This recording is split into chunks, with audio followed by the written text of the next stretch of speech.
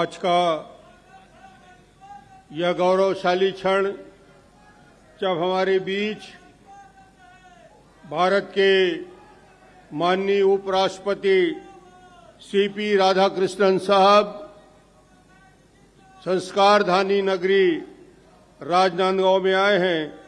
मैं हृदय से उनका स्वागत करता हूं, अभिनंदन करता हूं। दोनों हाथ उठा के ताली बजा के उपराष्ट्रपति जी का स्वागत करेंगे।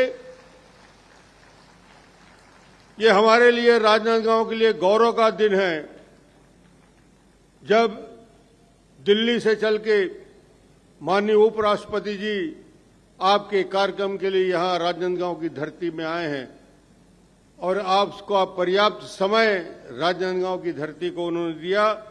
उनके जैसे कर्मयोगी, संगठन के शिल्पी और लगातार अलग अलग राज्यों में गवर्नर की भूमिका करते हुए पार्टी के, भारतीय जनता पार्टी के संगठन में काम करते करते आज राष्ट्र के दूसरे नंबर के सबसे बड़े पद में बैठे हैं। निश्चित रूप से ये हम सब के लिए गौरव का विषय है। उनका हम स्वागत करते हैं। ये अवसर छत्तीसगढ़ ने रजत जयंती यानी 25 साल की यात्रा पूरी की। 25 साल में छत्तीसगढ़ ने विकास की नई ऊंचाई छूने का काम किया। वो चाहे गरीबों के लिए 1 रुपया किलो चावल की योजना हो, चाहे गांव-गांव में सड़कों से जोड़ने का काम हो, विद्युतीकरण का विस्तार आखिरी गांव तक पहुंचाने का काम हो, नेशनल लेवल के इंस्टीट्यूट छत्तीसगढ़ में आ जाए। आज छत्तीसगढ़ में IIT भी है, IIIT भी है, एम्स भी है, नेशनल हिदायतुल्लाह लॉ यूनिवर्सिटी भी है। ये सारे संस्थान आज छत्तीसगढ़ में हैं और आज नारी शक्ति की ताकत दिखाने के लिए आज एक बड़ा आयोजन जो यहाँ पे हुआ है।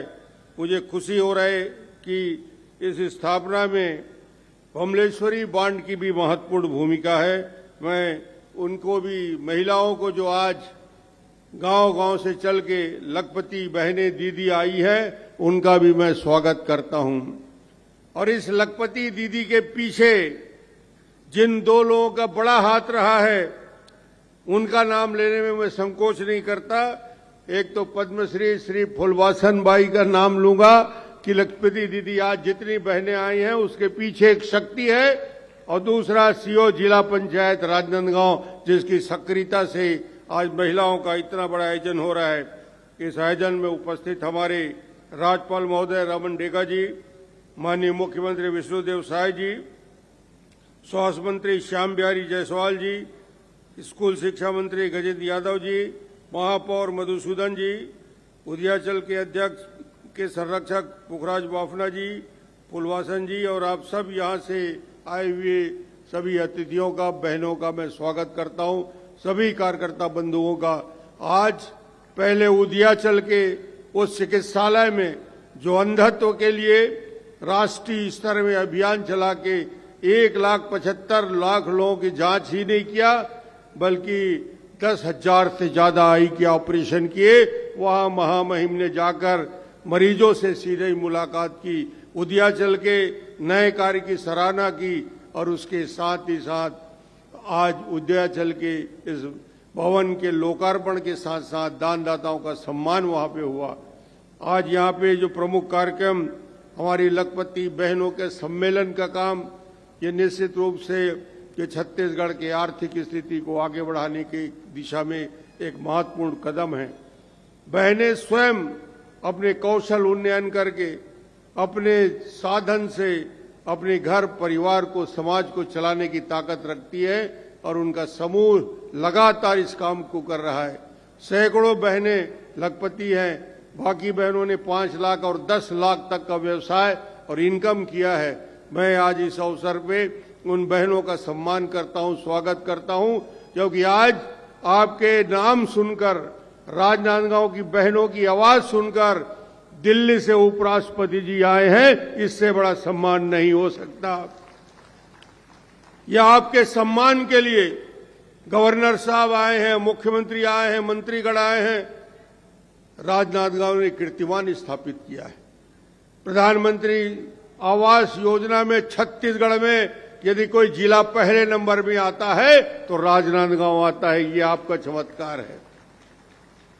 ये हमारे कि जिले के प्रशासनिक अधिकारियों ने जिस प्रकार गांव वालों से जुड़कर काम किया और जिस प्रकार कुपोषण की लड़ाई में कमजोर बच्चे और खास तौर से जो बड़ा लक्ष्य माननीय मुख्यमंत्री जी ने तय किया है, विष्णुदेव साय जी ने, कि IMR, MMR, माल न्यूट्रिशन यानी शिशु मृत्यु दर, मातृ मृत्यु दर, कुपोषण के खिलाफ हमने लड़ाई छेड़ी है। और आज जिन पोष्ट बच्चों का, हेल्दी बच्चों का आज यहाँ पे बुलाकर उनका स्वागत किया गया, ये निश्चित रूप से राष्ट्रव्यापी अभियान का हिस्सा है। जल संरक्षण, जल संसाधन में हम क्या काम कर रहे हैं, मुझे आज ज्यादा डिटेल बोलने की जरूरत नहीं है। मैं तो सिर्फ एक दायित्व के साथ खड़ा हूं कि उपराष्ट्रपति जी ने हमसे राजनांदगांव के लिए इतना समय दिया, उसके लिए पूरे राजनांदगांव की जनता आप सबकी ओर से धन्यवाद अर्पित करता हूं। एक बार फिर जोश के साथ दोनों उठा के ताली बजाइए, थोड़ा आवाज रायपुर तक जानी चाहिए। भारत माता की